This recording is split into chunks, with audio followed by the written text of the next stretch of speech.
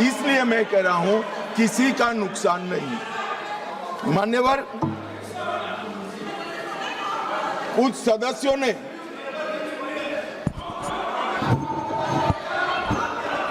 मान्यवर, आप पारित कराने की सहमति दो, अभी पेश करा देंगे।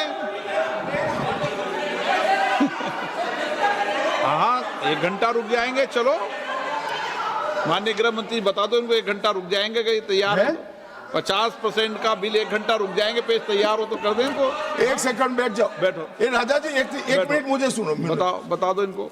अगर इस बिल का विरोध करने का कारण 50% लिखित में चाहिए तो 1 घंटा सदन बंद कर दिए, मैं ऑफिशियल अमेंडमेंट लेकर आता हूं मान्यवर, मगर बिल पारित करने का वो वादा करते।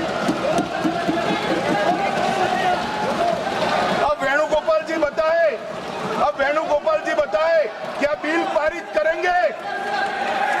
चलिए, सहमत हो सदन में बात कर लेते। सहमत हो, अभी अमेंडमेंट लाएंगे। चलो सर, शुरू करते हैं आगे। Sir last minute.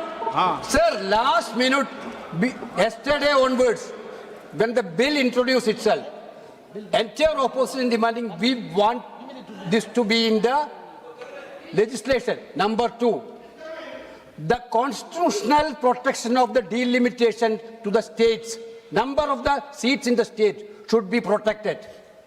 We are asking the Home Minister whether are you ready to dealing the delimitation process along with the women reservation, number 1.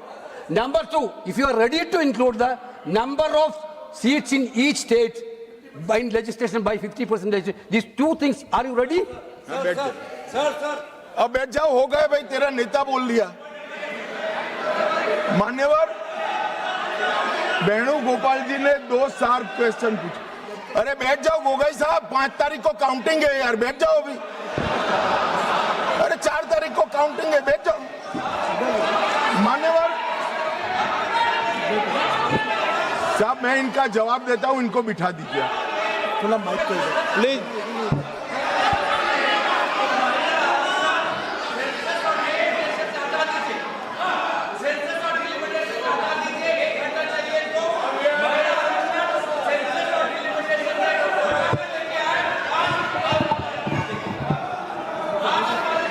Akhilesh ji से पूछ लेना।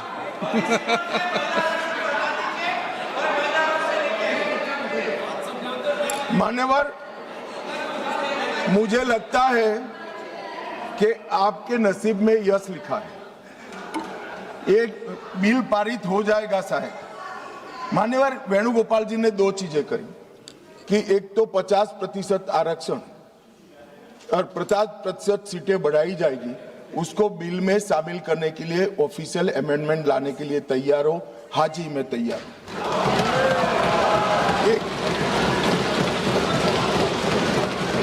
एक सेकंड, अब नहीं होता भाई, बैठ जाओ। दूसरा भी बताता हूं मान्यवर, 1 घंटा आप सदन स्थगित कर दीजिए।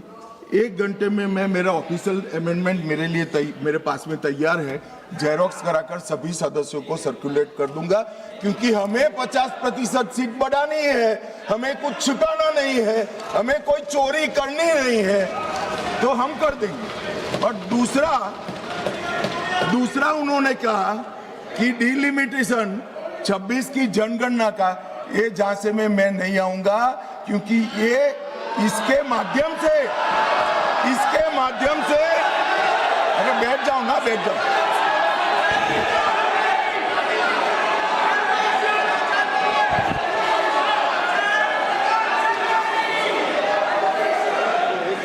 क्या कई बार है ना, सदन में भी फैसले हो जाते हैं, इसलिए सदन में फैसला कर लो।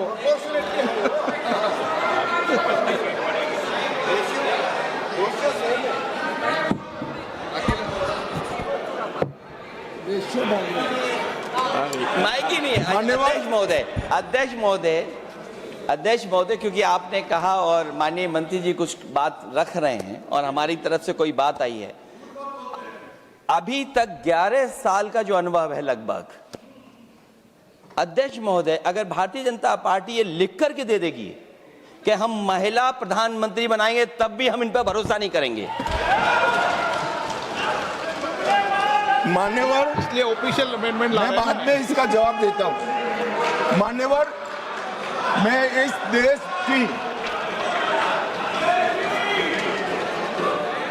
देश की मातृशक्ति को कहना चाहता हूं कि राहुल गांधी जी की अनुपस्थिति में कांग्रेस पार्टी ने जो प्रस्ताव रखा है वो एक बहुत सुहाना जाल है महिला आरक्षण को फिर से एक बार 29 के पहले नहीं होने देंगे।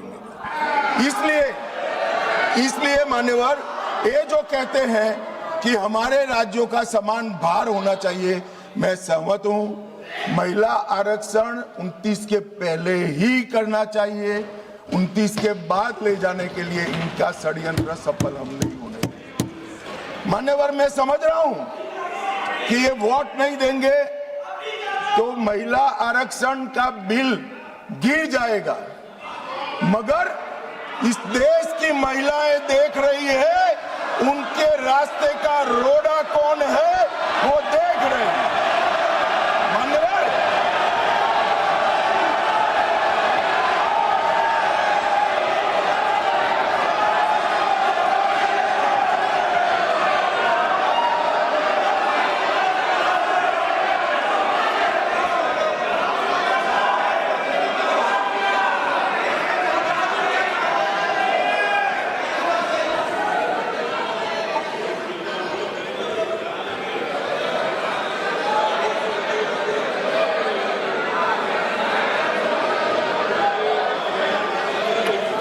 मान्यवर, यहां पर तो शोर शराबा कर बच जाओगे, मगर माताओं बहनों का जो आक्रोश आपके खिलाफ है ना, जब मैदान में जाओगे तब मालूम पड़ेगा। भागते हुए रास्ता नहीं मिलेगा। चुनाव में जब जाएंगे तब मालूम पड़ेगा, मातृशक्ति हिसाब मांगेगी।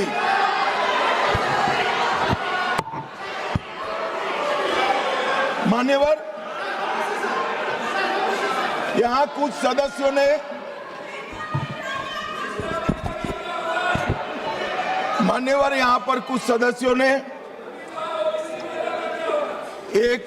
मैं बताता हूं भाई साहब, मान्यवर, यहां पर कुछ सदस्यों ने दूसरी भ्रांति फैलाई कि मुस्लिम महिलाओं को भी आरक्षण मिले।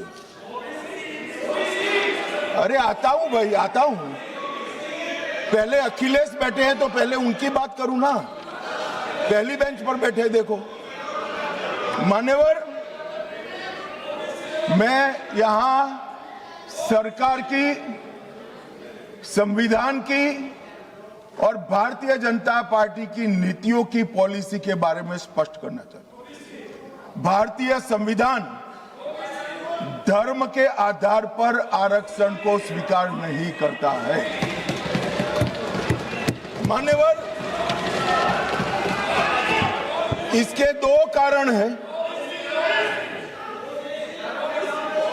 पप्पू सुन लिया ना, अब शांति रखो, ठंड रखो यार, चलो। मान्यवर, आरक्षण पाने की योग्यता पहला कारण है। आरक्षण पाने की योग्यता ऐसी नहीं होनी चाहिए जिसको कोई प्राप्त कर सके। ये संविधान की बात मैं कर रहा हूं। अगर आज कोई अन्य धर्म का व्यक्ति है जिसको आरक्षण मिलता है, यहां नहीं मिलता है, और अगर वो मुस्लिम बन जाता है तो उसको आरक्षण मिलेगा। तो आरक्षण जन्म से ही मिलता है मान्यवर, किसी प्रकार से प्राप्त नहीं किया, इसलिए वहां पर उसको सील किया है। और दूसरा, ओवैसी जी ध्यान से सुनना, दूसरा अनुच्छेद 15(4) के अनुसार आरक्षण उन लोगों के है, उन लोगों के लिए है जो सामाजिक और शैक्षिक रूप से पिछड़े वर्ग में आते हैं या अनुसूचित जाति और अनुसूचित जनजाति में पैदा हुए हैं। अनुच्छेद 16(4) इसके तहत आरक्षण पिछड़े वर्ग को, नागरिकों को दिया जाता है। अब संविधान में कहीं पर भी धर्म के आधार पर आरक्षण देने की मान्यता नहीं है।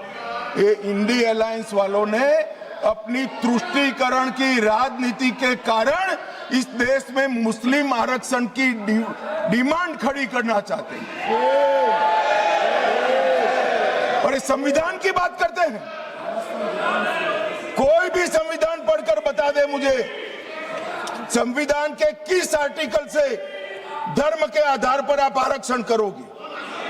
कोई बता दे मुझे, एक भी आर्टिकल में कोई प्रोविजन नहीं। मान्यवर, इसलिए भारतीय जनता पार्टी, हमारी सरकार, दोनों का नीति स्पष्ट है। जो संविधान सम्मत नहीं है वो धर्म के आधार पर आरक्षण हम ना भी देंगे, ना कभी किसी को देने देंगे।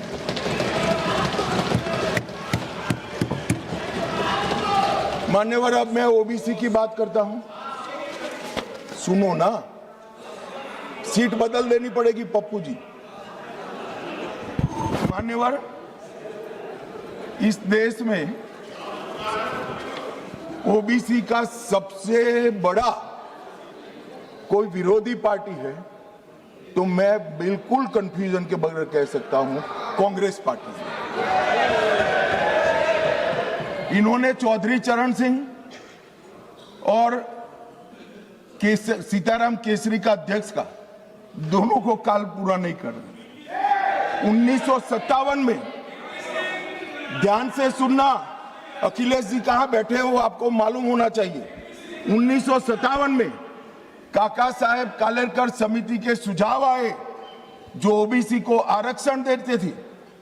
उन्होंने काका साहब कालेलकर समिति के पूरे सुझावों को ठंडे बस्ते में डाल दिया।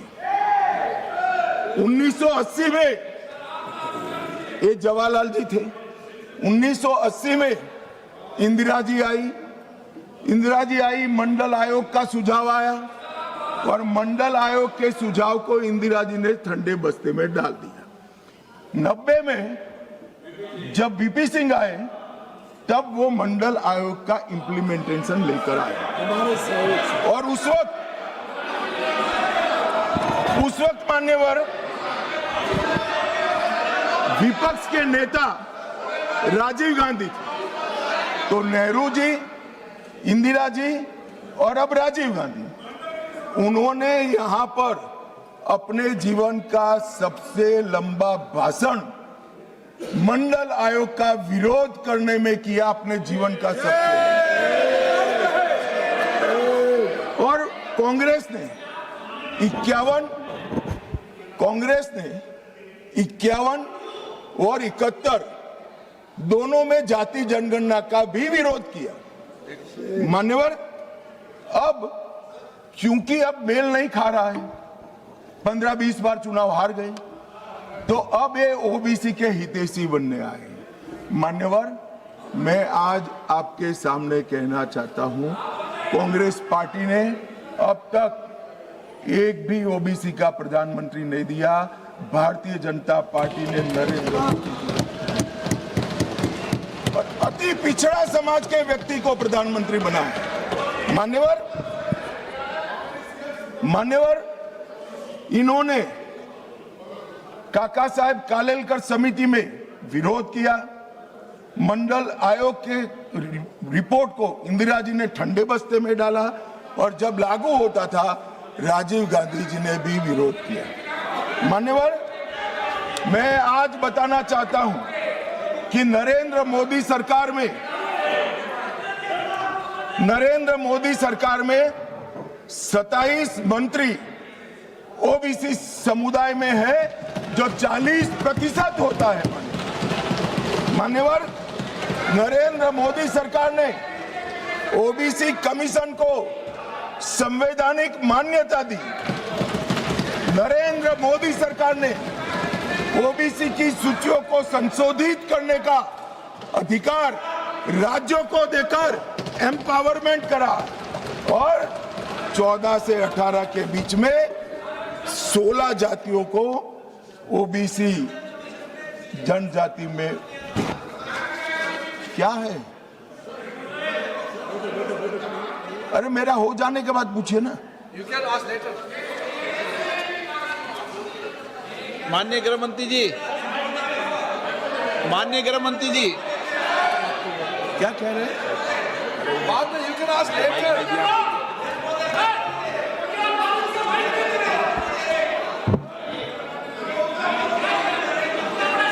मान्यवर,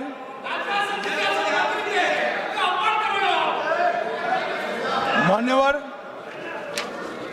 और जाति जनगणना चल रही है। जाति जनगणना का रिपोर्ट भी जाति के साथ ही आएगा। इस पर सदन विचार करेगा और जब विचार करेगा जो सामूहिक मन बनेगा, भारतीय जनता पार्टी की सरकार इसके साथ आगे बढ़ेगी, इसमें किसी को संशय रखने। मान्यवर, उनके लिए चुनाव जीतना सर्वोपरि है, हमारे लिए राष्ट्र सर्वोपरि है और राष्ट्र की जनता सर्वोपरि। राष्ट्र की जनता का प्रतिनिधित्व और इसकी भागीदारी का हित सबसे जरूरी है और संविधान को लागू करने के लिए जवाबदेही, पारदर्शिता और समान अवसर और न्याय की रक्षा, ये हमारे लिए बेहद जरूरी है मान्यवर। इसलिए मैं इन लोगों को कहता हूं, कांग्रेस के मित्रों को विशेष कर कि सिर्फ भाषण में नारे लगाने से इस देश का पिछड़ा वर्ग आपको हितैषी नहीं मानेगा। 1947 से लेकर 2014 तक आप ओबीसी का विरोध करते रहे। जब ओबीसी के बगैर सत्ता नहीं मिलेगी, इसका परिचय आ गया। प्रधानमंत्री भारतीय जनता पार्टी ने ओबीसी बनाया, तब आप ओबीसी की माला जप रहे हो।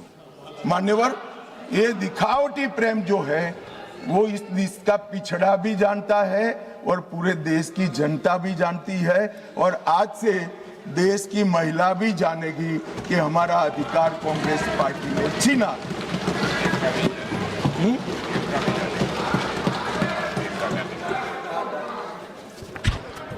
मान्यवर, अब मैं महिला आरक्षण पर बताना चाहता हूं। सबसे पहले 1992 में श्री नरसिम्हा राव 72 और 73 का संविधान संशोधन लेकर आए और माताओं बहनों को 33% आरक्षण पंचायत में देने का एक स्तुत्य काम नरसिम्हा राव जी ने करा। नरसिम्हा राव जी कांग्रेस के प्रधानमंत्री थे, मगर कांग्रेस ने कभी उनको स्वीकार नहीं किया कि वो हमारे प्रधानमंत्री। वहां तक मान्यवर, संस्कार में किसी को जाने नहीं दिया था। इसके बाद 96 में देवगौड़ा जी प्रधानमंत्री बने और 81वां संशोधन विधेयक सितंबर 1996 में यहां पर रखा गया। वहां कुछ पार्टियों ने विरोध किया, मैं कहना नहीं चाहता हूं, मगर सब उछल पड़ेंगे, और एक कमेटी बनी, गीता मुखर्जी कमेटी। वो गीता मुखर्जी कमेटी को ये विधेयक दे दिया गया, और जो आज उनकी दरखास्त है कि समिति को दे दो, और गीता मुखर्जी समिति की रिपोर्ट आई, तब तक 11वीं लोकसभा का विघटन हो गया और बिल लैप्स हो गया। फिर 98 में 84वां संशोधन आया। कुछ पार्टियों ने फिर से, पार्टियां बदली नहीं है, वही पार्टियां विरोध करती रही। वो विरोध किया, बिल को सदन में प्रस्तुत करने की जैसी स्थिति भी नहीं रही, और 12वीं लोकसभा के विघटन पर वो बिल लैप्स हो गया। मान्यवर, 99 से 2003 में